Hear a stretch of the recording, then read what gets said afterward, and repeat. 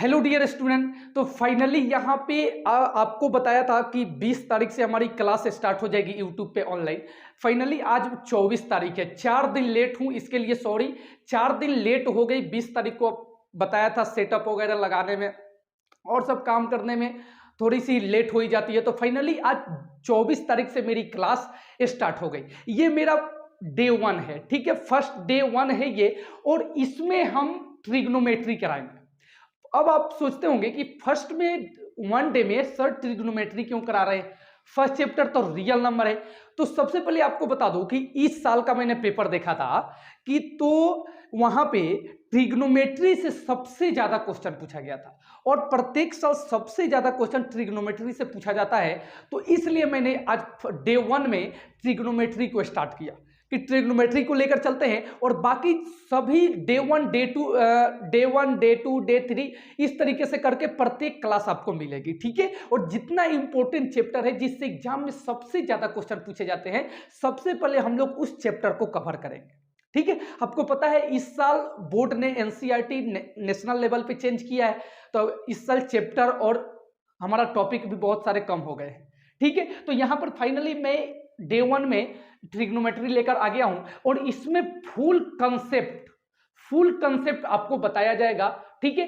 क्या क्या चैप्टर में पढ़ना है, किस तरीके से पढ़ना है, A to Z जानकारी आपको दी जाएगी। मैं वादा करता हूं कि अब की बार जिसने पढ़ लिया इस चैनल से 2024 में 450 मार्क्स लेकर आएंगे, इसकी मैं गारंटी लेता हूं। 450 मार्क्स यदि आपको लाना है तो जल्दी से इस चैनल से जुड़ जाइए। प्रत्येक दिन इसी क्लास में आपको बस ये क्लास कीजिए, इसी से आपको पता लग जाएगा कि हाँ कितना इस चैनल पे हमारा टॉपिक कितनी चीजें मिल रही है, कितना कंसेप्ट मिल रहा है, कितना क्वेश्चन मिल रहा है इस पे, ठीक है। जिस तरीके से मैंने तैयार किया है कि पहले चैप्टर का कंसेप्ट, उसके बाद चैप्टर का क्वेश्चन, उसके बाद उसके ऑब्जेक्टिव, क्वेश्चन बैंक से ऑब्जेक्टिव और बाहर से उसी चैप्टर से ऑब्जेक्टिव कराई जाएगी, ठीक है। एक भी क्वेश्चन आपके नहीं छूटेंगे, इसकी गारंटी मैं लेता हूं। एग्जाम में 450 मार्क्स आपके लाने से कोई नहीं रोक सकता है, ठीक है। तो चलिए देरी ना करते हुए सबसे पहले हम स्टार्ट करते हैं ये ट्रिग्नोमेट्री, ठीक है।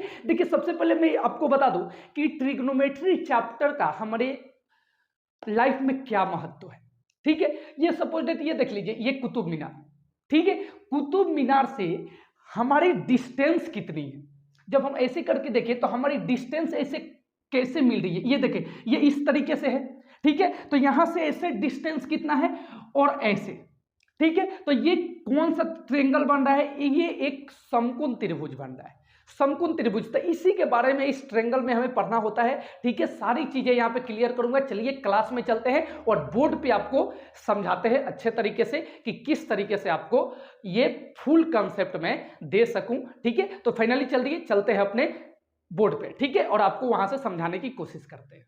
तो चलिए यहाँ पे देखिए आ गए अपने क्लास में और ये ट्रिग्नोमेट्री यहां से हम स्टार्ट करेंगे। देखिए ट्रिग्नोमेट्री ये 3 शब्दों से मिलकर बना है। पहला ट्री, ठीक है, ट्री का मतलब होता है 3, 3 यानी 3, ठीक है। एक होता है गोनो, ये देखिए गोनो, ठीक है। गोनो का मतलब होता है भुजा, गोनो का मतलब होता है भुजा, ठीक है। और मेट्री का मतलब होता है मापन, मेट्री का मतलब होता है माप, ठीक है। ट्री यानी 3, गोनो यानी भुजा और मेट्री यानी माप, यानी 3 कोनों की माप को ही त्रिकोणमिति बोलते हैं, ठीक है। 3 भुजाओं के माप को त्रिकोणमिति बोलते हैं, ठीक है। और वो 3 भुजा कौन से है ये हमें देखना है। तो वो 3 भुजा है कर्ण, पहला है हमारा कर्ण, वो 3 है हमारा कर्ण, लंब और आधार, ठीक है। कर्ण, लंब और आधार। अब हमें देखना है कि ये कर्ण, लंब और आधार किसमें होता है। तो कर्ण, लंब और आधार होता है समकोण त्रिभुज में। किसमें होता है, समकोण त्रिभुज में। ये देखिए इस समकोण त्रिभुज में ये है हमारा एक समकोण त्रिभुज, ठीक है। और इसमें कर्ण, लंब और आधार होता है, ठीक है। कर्ण किसको बोलते हैं तो ये देखिए इसको, और यहाँ पे ये 90 डिग्री होता है समकोण, और समकोण के सामने वाला जो होता है उसे कर्ण बोलते हैं। सामने की भुजा को कर्ण बोलते हैं, इसे H से डिनोट करते हैं, ठीक है। और ये होता है हमारा आधार, आधार इसे बी से डिनोट करते हैं, ठीक है। और ये होता है हमारा लंब, क्या होता है, लंब, इसे हम पी से डिनोट करते हैं, ठीक है। देखिए कर्ण, लंब और आधार, ठीक है। और पूरे इस चैप्टर में, पूरा ट्रिग्नोमेट्री में हमें एक ही ट्रायंगल को पढ़ना होता है जो कि है समकोण त्रिभुज। समकोण त्रिभुज के बारे में पूरा ट्रायंगल में हमें पढ़ना होता है, ठीक है। तो ये देखिए अब यहाँ पर एक नया शब्द आता है, देखिए, और यहाँ से एक पाइथागोरस परिमेय निकलता है, पाइथागोरस, पाइथागोरस प्रमेय, पाइथागोरस प्रमेय। देखिए यहाँ पे पाइथागोरस प्रमेय बोलता है, ये समकोण त्रिभुज में ही होता है। पाइथागोरस प्रमेय बोलता है कि कर्ण का स्क्वायर, कर्ण का स्क्वायर लंब के स्क्वायर और आधार के स्क्वायर के सम के बराबर होता है, ठीक है। सम के बराबर होता है, योग के बराबर होता है, ठीक है। यानी इसे हम लिख सकते हैं एच का स्क्वायर इजिकल टू पी का स्क्वायर प्लस बी का स्क्वायर, ठीक है। तो ये हो गया हमारा कर्ण, इसे ही हम बोलते हैं पाइथागोरस प्रमेय, इसे ही हम बोलते हैं पाइथागोरस प्रमेय। अब देखिए, अब यहाँ से हमें सपोज दैट यहाँ P निकालना है हमें, तो P निकालने के लिए P का स्क्वायर, इसमें देखिए सबसे लंबी भुजा जो होती है वो कर्ण होती है। एक समकोण त्रिभुज में सबसे लंबी भुजा कर्ण कहलाती है, ठीक है। तो कर्ण में से यहाँ P निकालना है, तो H के स्क्वायर में से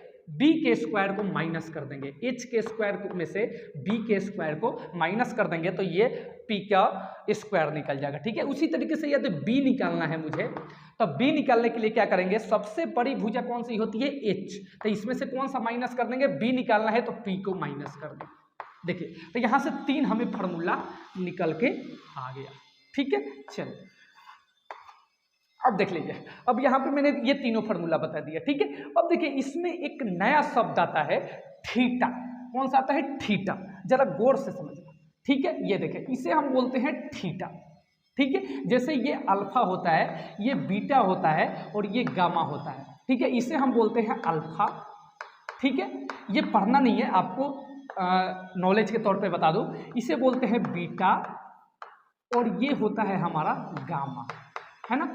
इसी के अकॉर्डिंग इसको हम बोलते हैं थीटा, क्या बोलते हैं, थीटा, थीटा, ठीक है। ये एक यूनानी शब्द है, थीटा जो है एक यूनानी शब्द है। अब ये ट्रिग्नोमेट्री में क्या करता है, थीटा का ट्रिग्नोमेट्री में क्या महत्व है, तो देखिए थीटा जो है वो ट्रिग्नोमेट्री में एंगल का काम करता है, किसका काम करता है, एंगल का काम करता है। यहाँ पर एक एंगल बन रहा है तो ये भी हम थीटा मान सकते हैं, ये भी थीटा मान सकते हैं, और ये हमारा 90 डिग्री होता है, ठीक है। ये 90 डिग्री होता है, जो 90 से कम हो उसको हम थीटा मान लेंगे और ये एंगल का काम करता है, ठीक है। तो सपोज दैट हम इसको यहाँ पे थीटा मान लेते हैं, ठीक है। सपोज दैट इसका नाम है ए, बी और सी, ठीक है। हम इसको थीटा मान लेते हैं, ठीक है। तो थीटा के सामने वाला कोण, थीटा के सामने वाला कोण हमेशा लंब कहलाता है। थीटा के सामने वाला कोण हमेशा लंब होगा और ये आधार होगा और ये कर्ण होगा, ठीक है। कर्ण चेंज नहीं होगा, यानी एच जो है वो चेंज नहीं होगा, हमेशा लंब और आधार चेंज होता है। इसी को मैं थोड़ा सा अलग तरीके से समझा दूं, यहाँ पे देख लीजिए, यहाँ पे मैं एक ट्रायंगल बनाता हूँ, ठीक है।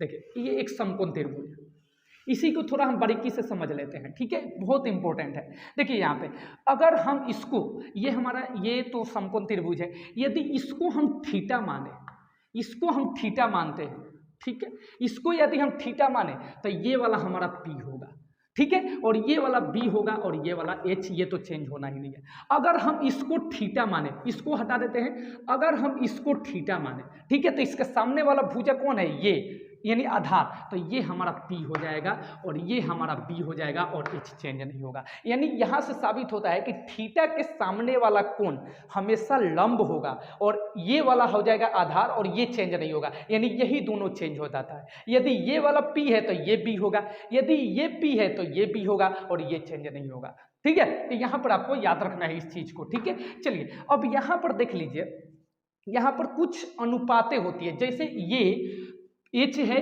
और ये B है और ये P है, तो इसमें कुछ रेशियो होता है, यानी अनुपात, भुजाओं का अनुपात। जैसे हम लिख सकते हैं यहाँ पे कि H बट्टा P बट्टा H, ठीक है। उसके बाद H बट्टा P, ठीक है। इसके बाद हम लिख सकते हैं P बटा B और ये डैश डैश डैश। इसे हम बोलते हैं भुजाओं का अनुपात। क्या बोलते हैं? भुजाओं का अनुपात, भुजाओं का अनुपात, ठीक है। तो देखिए ये है हमारा भुजाओं का अनुपात। अब यहाँ पे इसका कुछ नामकरण हम कर सकते हैं, इसका कुछ हम नामकरण कर सकते हैं, ठीक है। सपोज दैट रमेश, सुरेश, कुछ भी नाम होता है, जैसे पर्सनल नाम, मेरा नाम है विशाल, ठीक है। तो यहाँ पे कोई किसी का भी नाम, कोई भी नाम पर्सनल, कोई खास चीजों की हम इंसान की, तो यहाँ पे बात, हमारी बात तो हो नहीं रही है, ठीक है। तो यहाँ पे P और ये H और B और P और B, इसकी बात हो रही है। तो इसको जो थे, जो ये वाला है, इसको आर्किमिडीज साहब ने बताया था, आर्किमिडीज, कि ये जो होगा इसको बोलते हैं हम त्रिकोणमितीय अनुपात। क्या बोलते हैं? इसका नाम दिया उन्होंने, आर्किमिडीज ने, आर्यभट्ट ने, त्रिकोणमितीय अनुपात। क्या नाम दिए? त्रिकोणमितीय अनुपात, ठीक है। अब हमारा नेक्स्ट टॉपिक ये स्टार्ट होता है त्रिकोणमितीय अनुपात। तो देखिए हम यहां से स्टार्ट करते हैं त्रिकोणमितीय अनुपात। देखिए ध्यान से समझिए, त्रिकोणमितीय अनुपात ये बहुत बड़ी टॉपिक है, जरा गौर से समझना इसके बारे में, ठीक है। चलिए अब यहाँ पे इन्होंने रेशियो दिया, ठीक है, त्रिकोणमितीय यहाँ पे अनुपात दिया P बट्टा H, तो इसको उन्होंने बोला साइन थीटा। क्या बोला उन्होंने? Sine theta. P बट्टा H को क्या बोला? साइन थीटा, ठीक है। और H बट्टा P को बोला उन्होंने कॉस थीटा। क्या बोला? कॉस थीटा, ठीक है। अब उन्होंने H बट्टा P हो गया B बटा H, उन्होंने B बटा H को बोला कॉस थीटा। क्या बोला? Cos theta. और उन्होंने H बटा B को बोला कॉस, साइन कॉस, ये देखिए यहाँ पे कॉसेक हो जाएगा, सॉरी, कॉसेक बोला, इसको कॉस बोला, ठीक है, साइन कॉस। और ये बोला कॉस, इसको बोला सेक उन्होंने। क्या बोला? Sec theta. और इसके बाद इधर दो और बच जाता है, इसके बाद P बटा B को उन्होंने रेशियो दिया, और ये P बटा B अनुपात को बोला टेन थीटा। क्या बोला? Tan theta. और फिर एक आता है B अपॉन P दिए, यानी इसको बोले उन्होंने कॉट थीटा, ठीक है। देखिए 6 उन्होंने त्रिकोणमितीय, टोटल 6 त्रिकोणमितीय अनुपात दिए थे। पहला साइन थीटा, साइन थीटा को उन्होंने बोला P बटा H, उसके बाद बोला कोसेक थीटा यानी H बटा P, उसके बाद उन्होंने कॉस थीटा यानी B बटा H को बोला कॉस थीटा, फिर उन्होंने H बटा B को बोला सेक थीटा, और फिर उन्होंने P बटा B को बोला टेन थीटा, और B बटा P को बोला उन्होंने कॉट थीटा। तो टोटल 6 उन्होंने त्रिकोणमितीय अनुपात को दिया, ठीक है। अब इसके बाद उन्होंने ये बताया, यहाँ पर आप देख लीजिए कि साइन का उल्टा, ये देखिए ये P बटा H है, तो ये H बटा P हो जा रहा है, तो ये साइन का उल्टा होता है कॉस, कॉसेक। साइन का उल्टा क्या होता है? कॉसेक। यहाँ देख लीजिए ओपोजिट, साइन का उल्टा होता है कॉसेक, ठीक है। उसके बाद कॉस का उल्टा हो जाएगा यहाँ पे सेक। देखिए ये B बटा H है, तो ये H बटा B बन गया, ठीक है। तो कॉस का उल्टा हो जाएगा सेक, ठीक है। उसके बाद टेन, टेन का उल्टा होता है यहाँ पे कॉट, तो टेन को यहाँ देखिए P बटा B है, तो इसको B बटा P कर दिया, ठीक है। तो हमें 3 याद करने की जरूरत है, साइन और दूसरा साइन और ये कॉस और ये टेन, ये 3 याद करेंगे और तीनों का अपोजिट कर देंगे। साइन का अपोजिट याद रखिएगा कोसेक, और कोसेक का अपोजिट सेक, और टेन का अपोजिट कॉट, ठीक है। यहां तक क्लियर है। अब यहां पर हम याद इसे कैसे रखें, ठीक है, ये P बटा H इसको याद कैसे रखें, ये वाले अनुपात को याद कैसे रखें, इसके बारे में थोड़ी सी हम बात कर लेते हैं, ठीक है। उसके बाद फाइनली चलते हैं अपने एक्सरसाइज 8.1 के तरफ, क्योंकि जितना कॉन्सेप्ट बता दिया मैंने, ये 8.1 इसमें सारे के सारे आ जाएंगे, ठीक है। 8.1 ये सारे के सारे इसमें इंक्लूड हो जाएंगे। जितना भी मैंने यहाँ पे बताया, ये चैप्टर जितना कंसेप्ट बताया 8.1 का ये टोटल का टोटल कंसेप्ट है, 8.1 में ये पूरा आ जाएगा, ठीक है, ये इतना कंसेप्ट बताने के बाद 8.1 का टोटल यहाँ से क्वेश्चन बन जाएगा। ठीक है, तो फाइनली चलिए थोड़ी सी और है उसको मैं बता देता हूँ, इसको लिख लो या स्क्रीनशॉट ले लो। ठीक है, चलो